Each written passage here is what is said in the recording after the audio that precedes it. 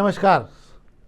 आज फिर मैं शाम के अखबारों की चर्चा चाय के साथ में मेरे साथी शेखर बागोरा जी के साथ मौजूद हूँ। आज हम बहुत सारी चर्चाएं करेंगे, पर कुछ रोचक चर्चा भी है। आज चर्चा ऐसी है कि एक खबर छपी है, सभी अखबारों में है, शाम के अखबारों में। हम प्रभात किरण से खबर शुरू कर रहे हैं, इसलिए हम प्रभात किरण पर जाते हैं कि इंदौर में अगर भीख देते हुए आप पकड़ाए या भीख आपने दी तो आपके खिलाफ FIR दर्ज हो जाएगी, मतलब अपन आपराधिक मुकदमा आपके खिलाफ दर्ज हो जाएगा। भीख देना और लेना दोनों आपराधिक मामला है। शेखर जी, इसमें मेरे को दो चीज़ें समझ में नहीं आ रही। एक तो भीख और दान की परिभाषा अलग अलग है क्या? जैसे मैं इसको यूँ समझना चाह रहा हूँ कि चलो अगर अपन किसी को रास्ते में जैसे चौराहे पे कोई भीख मांग रहा है तो वो तो भीख मांग रहा है, अपन मान लेते हैं। पर जो मंदिर के बाहर बैठे हैं सारे लोग एक लाइन से, तो जिनको लोग लड्डू वड्डू की खिला के चले जाते हैं, ये भी भीख की श्रेणी में आएगा। और अगर ऐसा है तो क्या अपन माने कि ये जितने भंडारे होते हैं, भोजन भंडारे, इसके अंदर जो लोग बैठते हैं जिनको प्रसाद दिया जाता है, क्योंकि वहाँ पे प्रसाद देते हैं, यहाँ पे प्रसाद देते हैं, तो ये भी क्या आपराधिक मामलों में आएगा क्या? ये भीख की परिभाषा को थोड़ा सा अच्छे से समझना होगा। अभी पिछले इंदौर जो है भिक्षुक मुक्त एक अभियान चला है, जिससे सेंट्रल गवर्नमेंट से सब पैसा मिला है। इंदौर को भिक्षुक मुक्त अभियान चलाया जाने की जिला प्रशासन, नगर निगम। अच्छा, जो सेंट्रल गवर्नमेंट से जो पैसा मिला ये अपने को दान मिला है कि भीख मिली है कि अपन मेरे समझ लो इस बात को भी? ये हमें शहर को भिक्षुक मुक्त अभियान में मुक्त कराने के लिए बदले पैसा मिला है, जो हमें खर्चा लगना है उसके अंदर। इसके अंदर महिलाएं बाल विकास विभाग, नगर निगम और जिला प्रशासन ने मिलकर संयुक्त रूप से कार्रवाई करते हुए शहर की वो जगह चिन्हित की थी, 30 जगह चिन्हित की थी जहां सबसे ज़्यादा भीख मांगी जाती है। उन जगहों पर कार्रवाई करते हुए 90% शहर से भिक्षुओं को बाहर कर दिया गया। बड़ी रोचक कहानी ये है भाई साहब। पिछले दिनों कलेक्टर साहब ने इसका खुलासा किया था कि राजस्थान से भीख मांगने के एक गांव से बड़ा दल आता था इंदौर, और उन्हें एक बस में भरकर राजस्थान भेजा गया जिला प्रशासन की तरफ से कि अब आप हमारे शहर से बाहर ही रहो, यहाँ भीख मांगने नहीं आना। अभी हम बात करें, पिछले हफ्ते में इस शहर में एक ऐसा भिक्षुक पकड़ाया है जिसकी एक हफ्ते की कमाई 75,000 रुपये निकली है। अब इंदौर शहर में भिक्षुक ज़्यादा होने की वजह क्या है? बड़ी वजह यह है कि इंदौर एक बड़ा शहर है। यहाँ पे भिक्षा में भी 1-2 रुपये नहीं दिए जाते, यहाँ सीधा 10, 20, 50 रुपये दिए जाते हैं। इसलिए भी भिक्षुक इंदौर में ज़्यादा आ जाते हैं। अब भिक्षु मुक्त की बात कर रहे हैं कि हम मत दो, ये चौराहे पर जो पैसा मांगते हैं, जिनकी वजह से ट्रैफिक जाम होता है, शहर की बदनामी होती है, उन पर कार्रवाई करने के लिए कहा है। अब उन्हें समझा लिया, वे समझ गए। अब देने वाले अगर नहीं समझ रहे हैं तो 1 जनवरी से FIR के लिए तैयार रहें। हाँ, क्योंकि भिखारी वाले भिक्षुक वाले मामले में एक और बात है यार कि बताओ आप, मतलब कितना ये भी मैं सोचता हूँ शायद 200-300 करोड़ का कारोबार हो गया है भिखारी का भी। क्योंकि इसके अंदर भी आप ये मानिए कि होटल में ठहर रहे हैं यार, होटल में आके ठहरते हैं। बताओ यार, हम साला कमरों में नहीं ठहर पा रहे हैं, किराया नहीं दे पा रहे हैं, और ये भिखारी आके होटल में ठहर रहे हैं, इतना रुपया कमा रहे हैं, मानना पड़ेगा। मतलब इसमें है तो ये भी धंधा अच्छा भीख का, पर ये शहर के हिसाब से गलत है, आपका कहना ही है। पर FIR के बाद अगर क्या होगा उसमें, अगर जैसे FIR लाज होगी तो FIR मुकदमा दर्ज हो गया, उसके बाद में कोर्ट तय करेगी कि उस पर जुर्माना लगाना है कि उसे सजा देना है। हाँ, तो जो भी लोग अगर भीख देने का काम कर रहे हो तो देख लें, समझ लें। वैसे भी मेरा ये मानना है कि चौराहे पे जो लोग भीख मांग रहे हैं वो भिखारी नहीं है, उनकी कुछ आदतन भिखारी होते हैं जिनकी आदत होती है कि और कुछ बाहर से आके यहाँ भीख मांगते हैं। इससे शहर का माहौल भी गंदा होता है और अपराध भी बढ़ते हैं। बेहतर है कि हम सब मिलकर जो है इस प्रशासन के इस अभियान को बहुत आसानी और बहुत मेहनत करें, और जो भी होता हो कम से कम रोक कर किसी भी हाल में इस घर को भिक्षा मुक्त बनाएं। दूसरा ये है कि प्रभात किरण की एक और खबर, मेघदूत चौपाटी के दुकानदारों को मना कर दिया गया। कल ही खबर मैंने पढ़ी भी है शायद कि मेघदूत चौपाटी से हटा दिया गया और उनको अब बसने नहीं दिया जाएगा। निश्चित रूप से रोड बहुत अच्छा हो गया, खुल गया है वो, पर ये इतने कम से कम 1,500 ठेले लगते थे, जाएंगे कहाँ लोग निकल के? यूरेशन बैठक के दौरान इन्हें 10 दिन के लिए हटाया गया था। ये बोल के हटाया गया था यूरेशन बैठक होगी, फिर उसके बाद वापस आ जाएंगे। पर तब नगर निगम का रुख डे 1 से क्लियर है कि अब इन्हें वापस इस जगह नहीं आने दिया जाएगा। पर बात है मामला 2 नंबर विधानसभा का, और 2 नंबर विधानसभा से जमाए मेघदूत चौपाटी, जिसको नगर निगम ने खुद ने सर्टिफिकेट दिया है कि लोग इस शहर में आते हैं, सरापा चौपाटी, 56 दुकान और मेघदूत जाते हैं, तो आपने उसको रजिस्टर्ड तो आपने ही कर दिया। अब नगर निगम उसे हटाना जा रहा है। हालांकि 2 नंबर से हटाना आसान नहीं होगा, फिर भी कोशिश जारी है। दावे किए जा रहे हैं कि हटा देंगे, पर हमें ऐसा लग रहा है कि कहीं ना कहीं उन्हें दूसरी जगह शिफ्ट करने की तैयारी है। हाँ, निश्चित रूप से, क्योंकि आपको मालूम नहीं है कि ये शतरंज का खेल जैसा है। वहाँ जितने ठेले और दुकानें लगती हैं, हर पे आप उंगली रखोगे तो आपको पता लगेगा अच्छा इस पर वजीर का जोर है, इस पर ढाई घर का जोर है, इस पर ऊँट का जोर है। तो इस प्रकार के हर दुकानदार पे वहाँ जोर है। इतना आसान भी नहीं होगा। मुझे लगता है कि अगर वाकई ये काम हो गया तो बहुत बड़ी उपलब्धि होगी शहर के लिए भी, कि अगर दुकानें हट गई।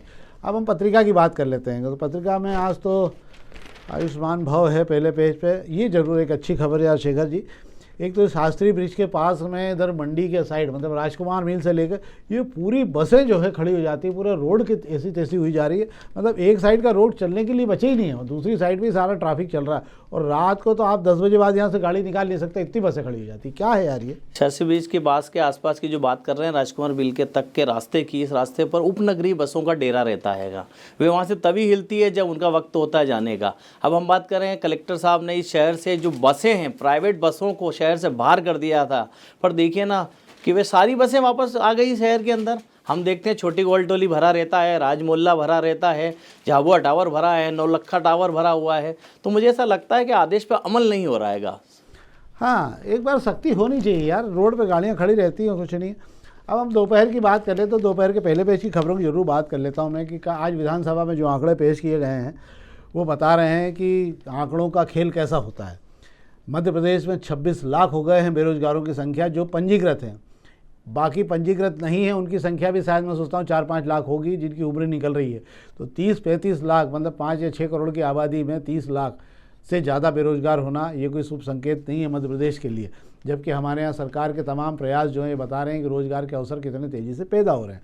दूसरा, एक और शिवराज सिंह जी चौहान एक योजना चालू करके थे सीखो कमाओ, और उसको लेकर बड़ा हंगामा हुआ था, मतलब बड़ा प्रचार किया गया था। उस योजना के अंदर 1000 करोड़ रुपए का प्रावधान किया गया था। घड़ी घड़ी बोला गया था कि 1000 करोड़ का प्रावधान किया गया, पर आपको आश्चर्य होगा कि उस योजना सीखो कमाओ में मात्र 37 करोड़ रुपए ही बटे। बाकी सारे पैसे जो हैं वो शून्य में चले गए, वापस खातों में चले गए।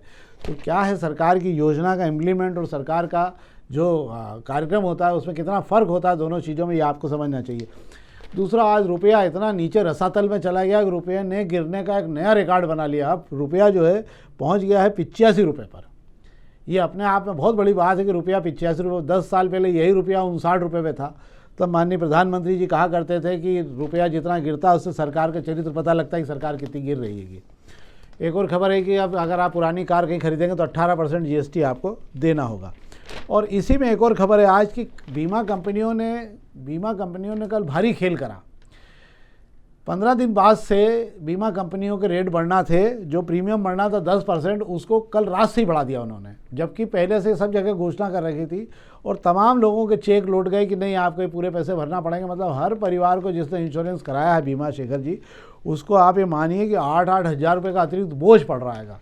तो ये एक बड़ा गड़बड़ है और ये मैं सोचता हूँ बीमा कंपनियों की धोखाधड़ी भी है ये आम बात उसके साथ में जो बीमा कराता है। क्या है, बरोबर, सही बात है। हर परिवार जो आज की महंगाई के दौर में बीमारियों का इलाज में जो खर्चा बैठता है, अस्पताल में घुसते से जो खर्चा वहन करना पड़ता है, उससे बचने के लिए, उस खर्चे की भरपाई के लिए बीमा कराता है, परिवार का बीमा कराता है। अगर इस तरीके से उसकी प्रीमियम बढ़ेगी तो उस परिवार पर कितना बोझ बढ़ेगा। उस मान से कमाई नहीं बढ़ रही है, रोजगार नहीं बढ़ रहा है। बड़ी दुखद स्थिति एक और चीज़ है इसके अंदर कि मैं आपको बताऊँ कि अगर आप 60 साल के लगभग के हो चुके हैं और आपने आज इंश्योरेंस की प्रीमियम भरनी है तो 2 लोगों का इंश्योरेंस जो है प्रीमियम कितना है, 50 से 55 हज़ार रुपये बैठेगा अब आपको। मतलब अगर आपने 1 साल में नहीं करा तो 50 हज़ार चले गए आपके, और उसके बाद भी ये हो रहा है, ये बड़ा दुखद है। एक और खबर ये कि येलो फीवर वैक्सीन के लिए जो भोपाल में लगा करते थे उसके लिए MY में व्यवस्था कर दी गई है।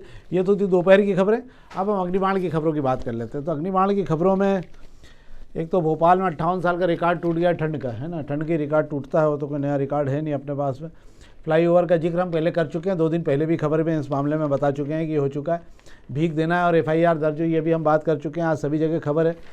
आज ठंड कम हो रही है, 1-2 दिन बाद ठंड वापस लौटेगी, ये बताया जा रहा है। एक ये खबर बात कर लेते हैं, शेखर जी, 15 दिनों में ही नई सड़क उखड़ गई। ये खबर, ये सड़क बन रही थी नगर निगम के वर्ल्ड कप चौराहे पे, और 15 दिन नहीं हुआ और सड़क को जिसने बनाई थी उसको नोटिस जारी करना पड़ा। क्या है ये गुणवत्ता का काम है कि नगर निगम का काम? ये गुणवत्ता नगर निगम का। ये कमाल ये है कि नगर निगम से ये शहरी सीमा में जो सड़कें बारिश के दौरान खराब हो गई थी उनको रिपेयर करने के लिए लाखों रुपए का बजट रखा गया और ठेकेदारों को काम दिया गया। वर्ल्ड कप चौराहे के सर्विस रोड पर इस रोड को ठेकेदार ने मरम्मत करी, लीपा पोती करी। वो लीपा पोती ऐसी हुई कि वो सड़क ठीक से चालू होने से पहले ही उखड़ गई। अब ढूंढा जा रहा है कि ठेकेदार को नोटिस दे रहे हैं। नोटिस देने से क्या होगा, ठेकेदार पे तुरंत कार्रवाई होना चाहिए। ये बात भी है। एक और खबर इसमें जो है वो ज़रूरी है। ये 38 करोड़ रुपए के फ्लाईओवर में जो है तकनीकी गड़बड़ी आ गई है। पहले उसमें था, पर इसके अंदर प्राधिकरण नगर निगम लग गए हैं कि जहाँ पे पिलर लगने थे वहाँ पे नीचे कहीं बेस लाइन पे गैस की पाइपलाइन जा रही है, तो कहीं जो है वो ड्रेनेज लाइन जा रही है। अब नक्शे को वापस सुधारा जा रहा है। अब इसमें जो भी समय लगेगा इसमें लगेगा, हर जगह वही बात है। कल भी हमने ये कहा था कि पोल में पोल हो रहा, कल हमने बड़ा गणपति और बाणगंगा के पुल को बात की थी कि उसके नीचे भी यही स्थिति आ रही है कि वहाँ पे भी डिज़ाइन नक्शे में जो है प्रारूप, नक्शे की गलती आज से नहीं हो रही है। आपको आश्चर्य होगा, एक खबर और बताता हूँ आपको मैं, कैलाश विर्की का कार्यकाल में बड़ी मेहनत से उन्होंने पलासी में ओवरब्रिज का नक्शा पास करवाया, बहुत मेहनत की और सब जमा जुमू के लिया और ये हो गया और बड़ी खुशी हुई कि चलो अपन अब नया ओवरब्रिज बनेगा। बाद में पता लगा कि वो जो जिन्होंने नक्शा बनाया था भाई साहब, उन्होंने वो फुटपाथ डालने ही भूल गए दोनों साइड पे, तो नक्शा फिर कैंसिल हुआ कि नहीं ये तो नए सिरे से टेंडर होंगे। क्यों? क्योंकि अब नया नक्शा बनेगा। तो ये अलग दुकानें चला करती है नक्शा बनने और नहीं बनने की। तो ये तो थी हमारी आज की अखबारों की खबरें। अब हम राजनीतिक चर्चा कर लेते हैं। राजनीतिक चर्चा में आज हम गोलू अग्निहोत्री और कांग्रेस के वो तमाम नेता जो कल यहाँ से भोपाल गए थे जलवा दिखाने, कल जलवा पूजन अच्छा हो गया उन लोगों का, पर मुझे ऐसा लगता है कि फिर भी कहीं ना कहीं कमी रह गई है। कुछ लोग जो थे वो कलाकारी कर गए, कुछ लोग मेरे को शाम को शहर में भी घूमते दिखे थे। और पहले हम गोलू अग्निहोत्री पे बात कर लेते हैं। गोलू अग्निहोत्री जो है उनके खिलाफ वहाँ मुंबई पुलिस ने उनको पकड़े, ईडी ने उनको पकड़ा है मुंबई में हिरासत में, और बताया जा रहा है कि 1-1.5 करोड़ रुपए उनके पास मिले। और इधर कांग्रेस का मानना पड़ेगा, कांग्रेस भी बिल्कुल है ना 1 मिनट नहीं लगता पहचानने से इनकार करने में तुरंत। यही कांग्रेस की सबसे अच्छाई है कि जैसे ही आदमी पकड़ा है उससे सब होना ये चाहिए कि कोई भी बड़ा नेता, एक नहीं किसी प्रकार के बड़ा नेता अगर कोई पकड़ाता है या कार्यकर्ता, तो सबसे पहले पार्टी का एक दायित्व बनता है कि आप उसे नोटिस देके 15 दिन में स्थिति उसे स्पष्ट करें कि भैया आप ऐसे ऐसे मामले में पकड़ा है, क्या ये सही है? अगर सही है तो हम आपके खिलाफ कार्रवाई करेंगे, अगर गलत है तो अपना पक्ष आके कार्यालय में प्रस्तुत करें। ये तो होता है संस्कार जो विधिवत होते हैं पार्टी के। पर आप बताइए कि अभी हाल गोलू अग्निहोत्री का मामला आया भी नहीं और बाजार में छपा भी नहीं और इधर सब कुछ चालू हो गया, और कांग्रेस ने तो पहचानने से इनकार कर दिया कि तो हमारे यहाँ तो पहले ही निकाल चुके। कब निकाला, किसने निकाला, इसकी कोई गारंटी नहीं है कि ये हालत है। क्या है ये? गोलू अग्निहोत्री कांग्रेस के कार्यवाहक अध्यक्ष हैं शहर के, और उनको अधिकृत रूप से इसकी घोषणा की गई थी। और गोलू अग्निहोत्री ने विधानसभा चुनाव में इसके लिए काम भी किया था, बाकायदा हर प्रेस कॉन्फ्रेंस में वे नज़र आते थे। अभी कुछ महीनों से इंदौर में दिखाई कम दे रहे थे। अब अगले गोलू अग्निहोत्री पर यह संकट आया तो कांग्रेसियों ने मुंह फेर लिया। कांग्रेस के किसी नेता की आवाज़ नहीं आई उनके पक्ष में। नहीं तो यही कांग्रेस है जो कहती है कि एजेंसियों का दुरुपयोग किया जाता है, हमारे लोगों को डराया जाता है, धमकाया जाता है। पर कांग्रेस इसमें क्यों चुप हुई, ये बड़ा चौंकाने वाली बात लगी मुझे। हाँ सही बात है। कांग्रेस का तो क्या, कांग्रेस खुद इतनी डरी हुई है। कांग्रेस को लगता है कि ऐसा नहीं हो कि ईडी की गन वापस अपनी तरफ घूम जाए तो बैठे बैठाई अभी तो गोलू अग्निहोत्री है, फिर अपन बाद में गोलू बन जाए, इसलिए आगे। इसलिए मेरे को लगता है कांग्रेस दूरी बना के रखती है इन सब मामलों से। अब दूसरा मामला है, जो तमाम नेता कल यहाँ से गाड़ियों से भर भर के गए और इन लोगों ने 36-37 सेकंड के वीडियो भी डाले हैं कि गाड़ियाँ एक के पीछे एक बड़े बड़े कारों के काफिले निकाले गए हैंगे। उसमें अरविंद बागड़ी भी शामिल है, जिन्होंने एक वीडियो डाला था कि वो बहुत सारी कारें लेके गए हैं और बड़ा उन्होंने अपनी ताकत दिखाई है। तो क्या माना जाए कि अगले नगर अध्यक्ष वही होंगे? मेरे को तो ये समझ में नहीं आता है कि कांग्रेस की जितनी गाड़ियां इंदौर से गई थी वो किस नेता की थी। किसी पे किसी का पोस्टर तो लगा नहीं था कि साबित कर लें कि उसी की थी। सबने एक ही वीडियो को, उस वीडियो को गौर से देखा जाए तो सबके वीडियो में कुछ कॉमन चीज़ें नज़र आती है। भीड़ कॉमन नज़र आती है, गाड़ियाँ कॉमन नज़र आती है। तो ये तय नहीं हो पा रहा है कि वो किसका थप्पा लगा हुआ उस भीड़ पर। नहीं, कांग्रेस में सबका, कांग्रेस की विशेषता ये है कि सबका ऐसा रहता है कि सब ये है ना, सामान अकेले का नहीं होता। मतलब जो भी भीड़ होती है वो सार्वजनिक होती है, ये माल हमारा आएगा। तो वो क्या होता है, गनीमत हो तो कहीं भोपाल के फ़ोटो नहीं मिले, नहीं तो वो भी डाल चुके होते कि भैया ये भी सब हम ही लेके आए। वहाँ तो कोई सब बाकी तो खाली हाथ ही पहुँचे थे। पर बहुत सारे ऐसे भी नेता रहे, मैंने देखा, जो रात शाम को 5 बजे 6 बजे इंदौर में घूम रहे थे। ये सब व्यवस्था के हिसाब से राजनीति करना पसंद करते हैं और अपने लिए ही राजनीति करते हैं। पार्टी के लिए राजनीति करने वाले कांग्रेस में अब धीरे धीरे कम होते जा रहे हैं और उसी का परिणाम है। पर एक बात और भी है जो सबसे बड़ा मुद्दा रहा है कल शेखर जी, कि अगर इस आंदोलन को लेकर पुलिस की व्यवस्था इतनी सख्त होती कि अमूमन विधानसभा घेरने के पहले से ही लोगों को रोकना चालू कर देते जिले के बाहर ही। पर इस बार गजब ये हुआ कि पुलिस खुद ही रेड कारपेट बिछा के जीतू पटवारी की आरती में लगी रही कि नहीं आप बिल्कुल जाइए, बिल्कुल पहुँचिए, आपका कोई सम्मान नहीं। ये बड़ा गजब हुआ। दूसरी एक और जो सबसे बड़ी शिकायत आ रही है जीतू पटवारी के इस आंदोलन को लेके, कि बुलाया था विधानसभा का घेराव करने के लिए वहाँ पे, और वहाँ गए तो सब 5 जो लोग मंच पे बैठे थे उन्होंने 8 लोगों ने भाषण दिया और भाषण देने के 5 मिनट बाद उतरे और सब के सब गायब हो गए वहाँ से। जो प्रदेश भर से बेचारे कार्यकर्ता नेता वहाँ पहुँचे थे, आपको उनसे मिलना चाहिए, आपको उनसे बात करना चाहिए। कार्यकर्ताओं की शिकायत है कि क्या मजमा है कि सारे नेता उठे और गायब हो गए 5 मिनट बाद ही।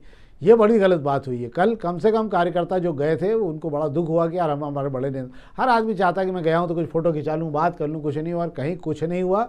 और सबसे बड़ी बात ये रही कि जीतू पटवारी के भाषण के बाद ये कार्यक्रम खत्म हुआ तो लोग कह रहे हैं कि जीतू पटवारी का भाषण सुनने के लिए हमको बुलाया था क्या, हमको विधानसभा घेरने के लिए बुलाया था, तो हमको विधानसभा घेरने के काम में लगाना था, वो लगाया नहीं गया।